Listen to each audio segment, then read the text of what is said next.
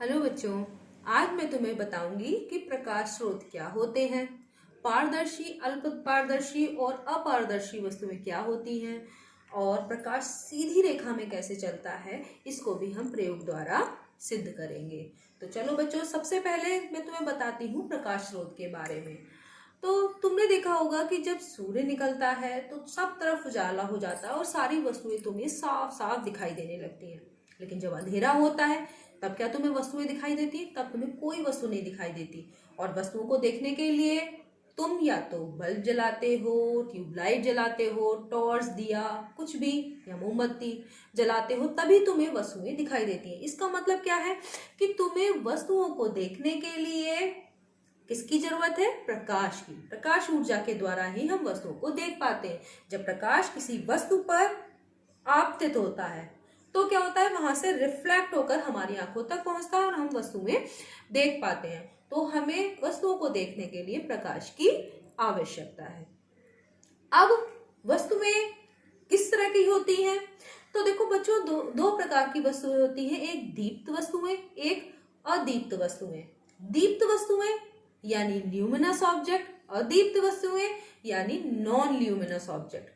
दीप्त वस्तुएं वो वस्तुएं होती हैं जो प्रकाश उत्पन्न करती हैं, जैसे कि सूर्य या जुगनू या तुम्हारी ये टॉर्च जो प्रकाश उत्पन्न कर रही है, या जलता हुआ बल्ब या जलती हुई मोमबत्ती। ये सब क्या है? दीप्त वस्तुएं, क्योंकि ये प्रकाश उत्पन्न करती हैं। इनको इंग्लिश में क्या कहते हैं? Luminous object. और जो वस्तुएं प्रकाश उत्पन्न नहीं करती उनको कहते हैं अदीप्त वस्तुएं, जैसे ये दफ्ती, ये लकड़ी, और भी बहुत सारी चीजें, तुम्हारी कुर्सी, मेज, पंखा, ये सब प्रकाश उत्पन्न नहीं करते। तो ये क्या हुआ? अदीप्त वस्तुएं यानी नॉन ल्यूमिनस ऑब्जेक्ट। तो जो दीप्त वस्तुएं हैं यानी ल्यूमिनस ऑब्जेक्ट है, उनको भी हम दो भागों में डिवाइड कर सकते हैं। एक कौन से? नेचुरल सोर्स ऑफ लाइट यानी प्राकृतिक प्रकाश स्रोत, जैसे कि सूर्य का प्रकाश, वो प्राकृतिक रूप से हमें मिलता है। और जैसे तुमने देखा होगा रात में जुगनू जो है वो लाइट निकालते हैं ना, थोड़ी थोड़ी दिखाई देती होगी, उसकी लाइट थोड़ी डिम होती है, धीमी होती है, लेकिन वो प्राकृतिक प्रकाश स्रोत है, जिनको ग्लो वॉर्म बोलते हैं। और इसके अलावा कुछ समुद्री मछलियां भी हैं जो प्रकाश उत्पन्न करती हैं। तो ये सब प्राकृतिक रूप से प्रकाश उत्पन्न करते हैं, तो ये क्या कहलाते हैं? प्राकृतिक प्रकाश स्रोत। ठीक है। और जो दूसरी तरीके के हैं, जैसे कि इन्हीं प्राकृतिक प्रकाश स्रोत से हमारा काम नहीं चलता, क्योंकि मनुष्य की आवश्यकताएं ज्यादा होती हैं, और उस हिसाब से हम लोग क्या करते हैं कि कुछ कृत्रिम प्रकाश स्रोत भी बनाते हैं, यानी मनुष्य द्वारा निर्मित प्रकाश के स्रोत। जैसे ये कैंडल हमने बनाई उजाले के लिए, दिया या ये टॉर्च या ये बल्ब, ये सब क्या है? कृत्रिम प्रकाश स्रोत या फिर मैन मेड यानी मनुष्य द्वारा निर्मित। और इन्हें हम कंट्रोल भी कर सकते हैं। जैसे कि तुम्हें, अगर हमें किसी वस्तु को देखना है अंधेरे में, तो हमने टॉर्च जलाई, उसको देखा और जब चाहा तो इसको बंद कर दिया। तो हम इस तरह के प्रकाश स्रोत को, जो कि मैन मेड है, उनको कंट्रोल भी कर सकते हैं। जब चाहा हमने आवश्यकता हुई, हमने उस प्रकाश स्रोत का इस्तेमाल किया, और जब चाहा तो उसे हमने बंद कर दिया। तो अब तुम्हें समझ में आ गया कि प्रकाश स्रोत यानी दीप्त वस्तुएं क्या होती हैं और वो कितने भागों में बांटी गई हैं। तो प्रकाश स्रोत वो होते हैं जिनसे कि प्रकाश जो उत्पन्न होता है, और वो दो प्रकार के हैं, एक प्राकृतिक प्रकाश स्रोत और एक मनुष्य द्वारा निर्मित। और अदीप्त वस्तुएं वो हैं जो प्रकाश उत्पन्न नहीं करती। अब हम ये जानेंगे कि कौन सी ये वस्तुएं हैं जो प्रकाश को आर पार निकलने देती हैं या प्रकाश को रोक लेती हैं। तो इस तरह की तीन प्रकार की वस्तुएं होती हैं। एक होती हैं पारदर्शी वस्तुएं, जो प्रकाश को पूरी तरह आर पार निकलने देती हैं। तो चलो बच्चों, ये देखो, हम कैंडल जला के प्रकाश उत्पन्न करते हैं। ठीक है।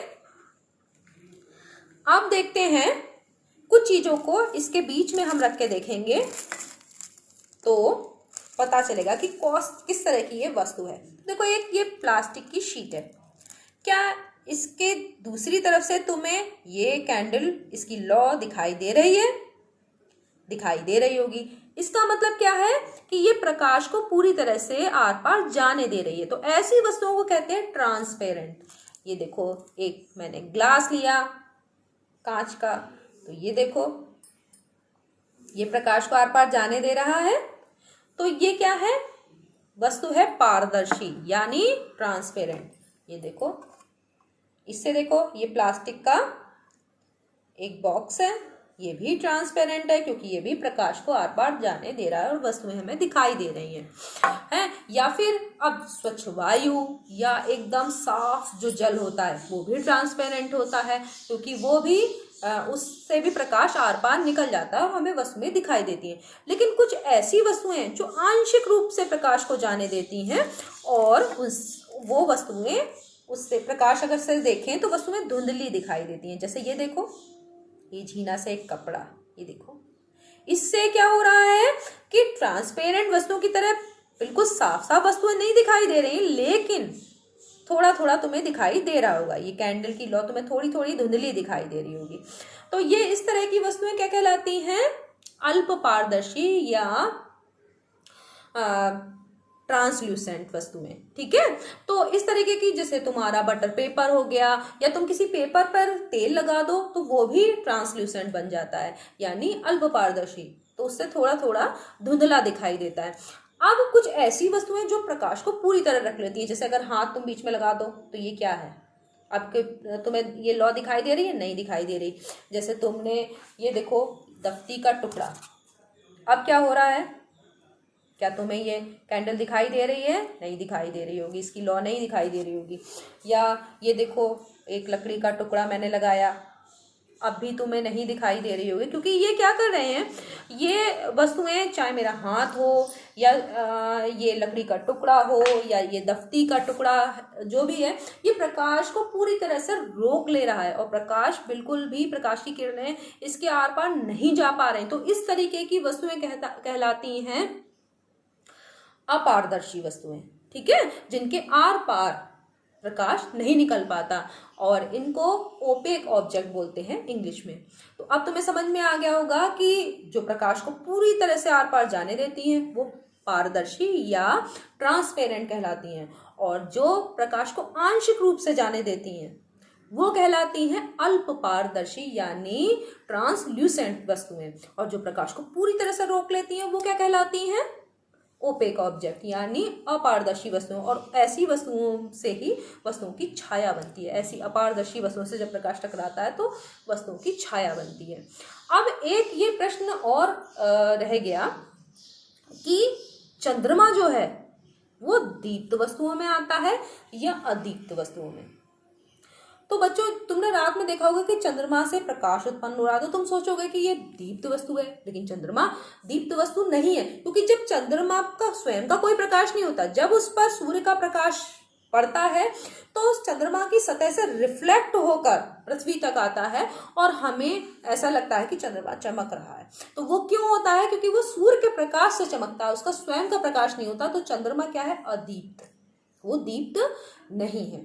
सूर्य दीप्त है लेकिन चंद्रमा अदीप्त है। अब चलो हम ये देखेंगे कि क्या प्रकाश सीधी रेखा में चलता है। तो देखो, मैंने ये दफ्ती के 3 टुकड़े लिए हैं, ठीक है, और उसमें एक ही दूरी पर छेद किया है, ये देखो समान दूरी पर। ठीक है, अब हम इनको इस तरीके से लगाएंगे एक के बाद एक, और जिससे कि छिद्र इसके जो हैं वो एक सीधी रेखा में रहें। और तीसरे वाले दफ्ती के टुकड़े से हम देखेंगे कि यह कैंडल की लौ दिखाई दे रही है कि नहीं। चलो लगाते हैं।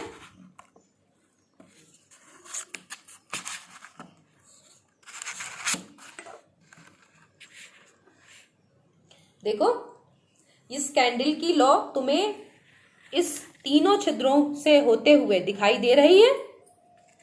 क्यों? क्योंकि ये तीनों छिद्र एक सरल रेखा में है, तो प्रकाश से आसानी से निकलकर तुम्हें ये लौ दिखाई दे रही है, आसानी से आर पार हो रहा है। लेकिन अगर हम बीच में बीच का जो दफ्ती का टुकड़ा है उसको थोड़ा सा खिसका दें तो क्या अब तुम्हें कैंडल दिखाई दे रही है? ये देखो, अब दिखाई दे रही है? नहीं दिखाई दे रही। क्यों? क्योंकि दफ्ती एक ओपेक ऑब्जेक्ट है, यानी अपारदर्शी वस्तु है जो प्रकाश को रोक ले रहा है और आर पार नहीं जाने दे रहा। तो अब क्या होगा? तो इसका मतलब क्या है? प्रकाश एक सीधी रेखा में ही चलता है। अगर हम फिर से इसको तीनों छिद्रों को एक सीध में ला दें तो क्या फिर से कैंडल की ये जो तुम्हें लौ है ये दिखाई दे रही है? अब दिखाई फिर से दे रही होगी। तो इससे क्या समझ में आता है कि प्रकाश एक सीधी रेखा में चलता है। अगर तिरछी रेखा में चलता होता तो फिर हम क्या करते, टेढ़ी मेढ़ी में, तो फिर अगर हम इसको इस तरफ भी करते तो प्रकाश किधर से भी होता हुआ चला जाता। तो इससे क्या पता चलता है कि प्रकाश एक सीधी रेखा में चलता है, हमने प्रयोग द्वारा सिद्ध कर लिया। तो बच्चों, आज तुम बहुत कुछ जान गए होंगे कि चंद्रमा दीप्त है या अदीप्त वस्तु है, और कौन कौन सी दीप्त वस्तु होती हैं, कौन सी अदीप्त वस्तु होती हैं, पारदर्शी, अपारदर्शी और अल्प पारदर्शी वस्तुएं क्या है। प्रयोग भी तुमने कर लिया, बहुत कुछ प्रकाश के बारे में जान गए होगे। धन्यवाद।